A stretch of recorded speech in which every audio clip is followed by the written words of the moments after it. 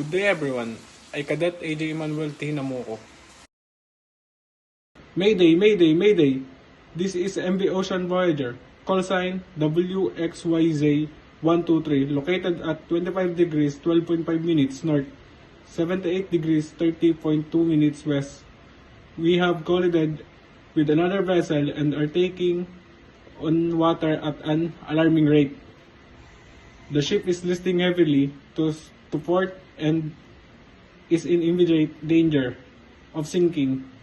We have 15 crew members on board and we require immediate assistance. Our position is currently stable but we cannot guarantee how long we will remain afloat. Please send help as soon as possible. Over. Pan. This is MV Ocean Voyager, call sign WXYZ123. We are located at 12 degrees 50 minutes north, 6 degrees 15.4 minutes west. We have experienced a complete engine failure and are unable to restore power at this time.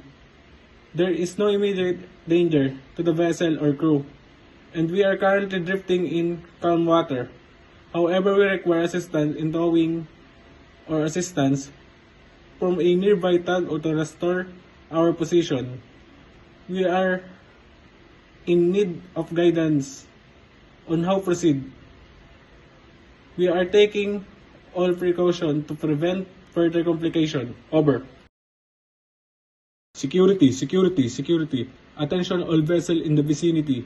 This is MV Ocean Voyager, call sign WXYZ123. We are located at 34 degrees 03.1 minutes north, 118 degrees 45.9 minutes west, conducting a scheduled man overboard drill.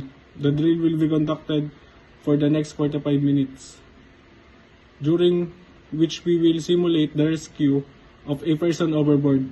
Our crew will be deploying rescue boats, and we ask all vessels in the area to maintain a minimum distance of 500 meters to avoid interference.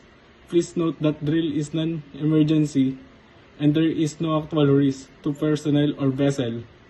We appreciate your cooperation in keeping a safe distance.